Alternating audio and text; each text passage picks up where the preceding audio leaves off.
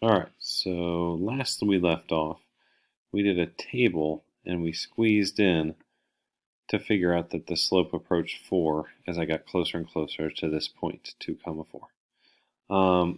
What you want to know is when you're doing your homework problems, this table is like part A, my answer was like part B, and if I wanted to describe what happened as delta x, I start out at 1.5, 0.1, or even -1, -0.5, -0.1.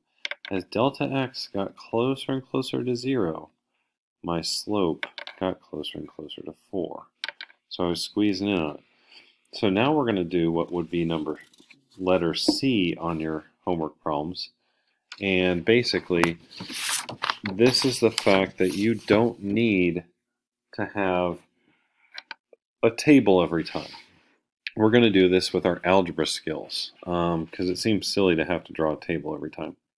So let's see what this looks like with our algebra skills. So same deal, we're going to find delta y over x, and the limit of delta y over x is x, delta x goes to 0. Basically, we're going to find the slope, right? Slope at the point, just like we did on table, but without. So instead of using the point 24, we're going to use a point super duper close to 24. Imagine this delta x as 0.00000001 away. And imagine this delta y is 0.0001 away. They might not always be the same number, but imagine it super close to 2 and super duper close to 4. But they don't have to actually match each other. They're just tiny numbers. So it's a number really, really close to 2, 4. And then what's going to happen if I find the slope between those two and then I make delta x go to 0? You're going to actually find the slope of that point. We're still working with our original equation. So here's how we do that. This is like letter C on your homeworks. Basically, you start off with this equation, y equals x squared, or whatever equation you're using for that problem. Our problem in the example started off with one this easy. Now what do? Well, you plug in the y part for y and the x part for x. So I'm going to put 4 plus delta y equals 2 plus delta x squared. Make sure you have parentheses around that. And now it's just a bunch of algebra trickery. So my goal is to get delta y over delta x. That's why you see what my decision making going on. I'll write it out this time, but you'll do this so many times that you won't need to write this out after a while. You'll use the shortcut. So outer is 4, or sorry, first times first is 4. Outer is 2 delta x. Inner is 2 delta x. I know it's delta x times 2, but it's normal to put the number first. And last times last is delta x squared.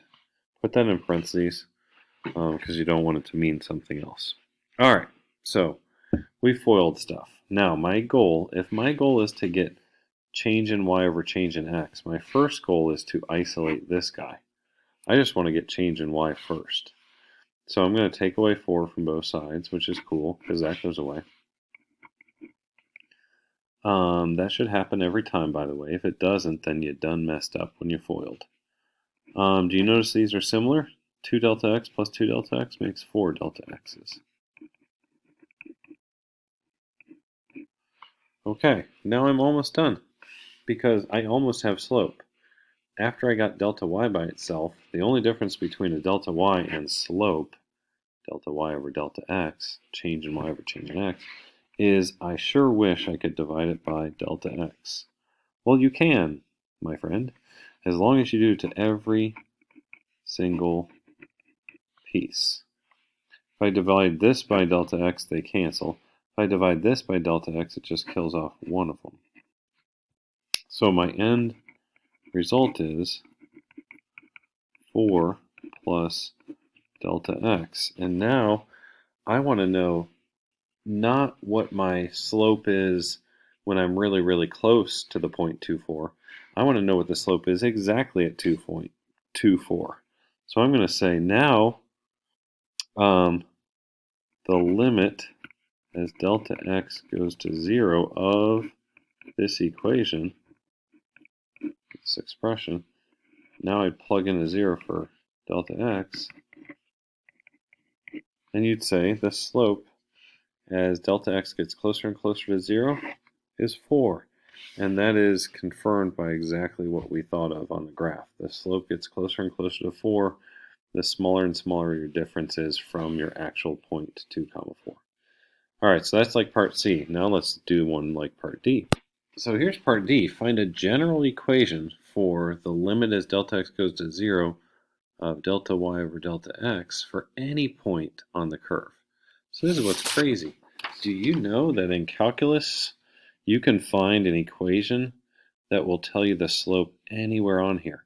Like it starts off really negative, then sort of negative, then it goes to like 0 because it's flat, then it gets kind of positive, then it goes really positive. It's an ever-changing slope, but there's an equation that can tell you the slope at any point. That's what's crazy, and that's what's cool about calculus. We're actually getting into calculus. So the only difference with this problem and the one before is instead of using a point really, really close to 2, 4, remember those delta x's and stuff? We're going to use a point that's just a random point, x, y. And we're going to use it by finding the slope of a line really, really close to xy, which would be x plus delta x, y plus delta y. So you're going to see this works a whole lot like the last one. We're going to start off with the equation that our problem had. Now this changes for every problem you have. So your homework ones will be, you'll start with whichever equation you're given there. And we're going to substitute in. Y plus delta y is going to go there. And x plus delta x is going to go here.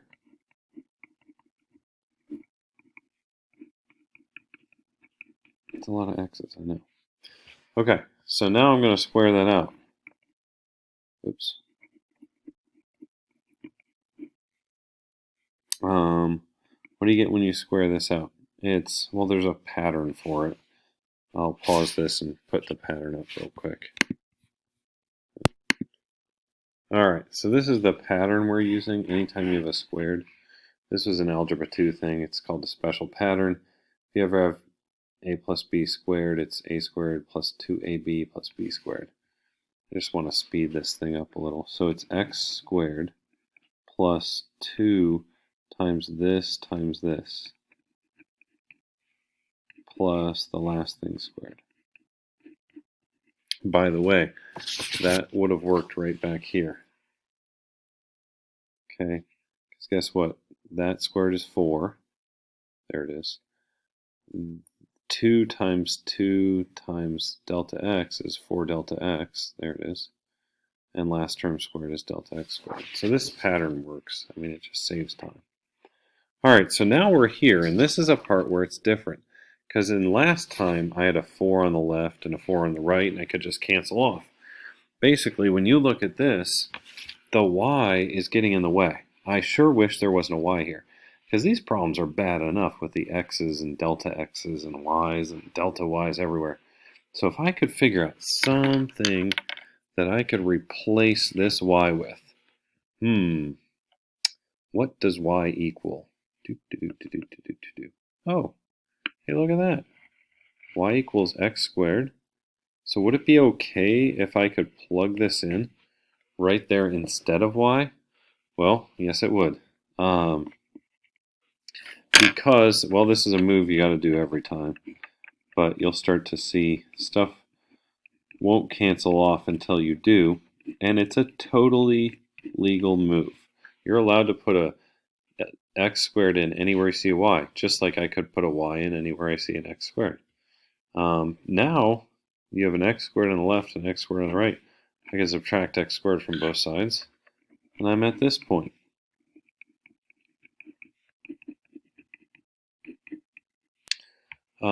Remember this point when I didn't want delta y, but I wanted instead, I wished I had slope. Remember, slope is change in y over change in x. So to get that, I divide every single piece by delta x, not just some of them, but every piece. And that cancels, and one of these cancels. That should look very familiar. So I have 2x plus delta x. Now we're almost done. I don't want to know what happens when I have a point very close to xy. I want to know what the slope is as the limit as delta x goes to 0 of my equation. I guess I should use the equation. And here, remember, I'm not asking about x going to 0. I want to know what happens when delta x. Think of it as a totally different variable. So I get to plug that in, and it behaves like 2x, which is kind of crazy because you just found an equation that shows you the slope at any point you feel like. Which means if I pick the point 2, 4, I could take the x part of it and plug it in here. 2 times 2 is 4. It has a slope of 4.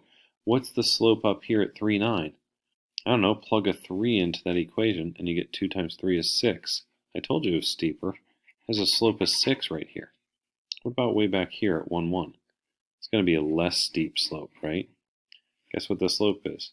2 times its x value of 1. It has a slope of 2, then it has a slope of 4, then it has a slope of 6. And over here, how about this point? How about the point negative 2, 4? Guess what the slope is right there? You put a negative 2 in there. The slope is negative 4. Crazy, right? All right, so that's the kind of stuff you have. I will do one more video of an extra example where it's not as simple as y equals x squared.